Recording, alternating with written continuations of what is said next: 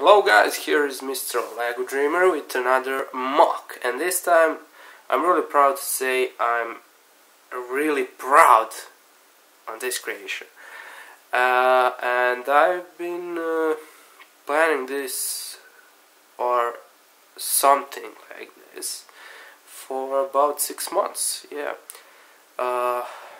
When I first saw some set, I don't know which, with use of these 1x2 curved slopes in a row, and that's maybe a even bigger row, I said to myself, oh, this is cool, I could do it on a car sides. And finally got some set, car transporter, I think, yeah, in that set, and there's about 20 of them. And I achieved this shape. Don't get confused by this black gap.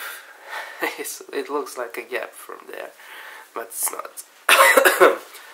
Yeah, it's just a black stripe. And why?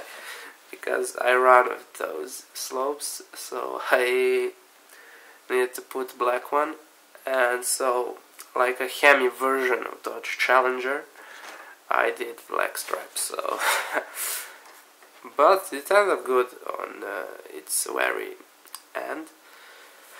So let's take a look from the other sides. I used the new tires from the race car sets.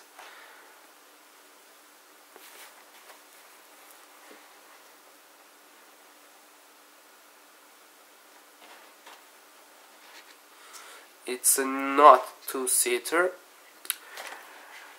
but it shouldn't be. What's the problem? For putting these curved slopes on sides, I used brackets. You see them here. And that combination makes you a little bit of overfill from the curved slope on this side, and that's where the problem is. So that's like half on plate, because you have 4 here and 4 plates vertically put on these 2 sides, and 2 plates in a horizontal way are 5 plates in a vertical way. So that's the whole problem. If I could solve that problem out, this would be the best car possibly on the net. And other problem is these 2 studs under the lights.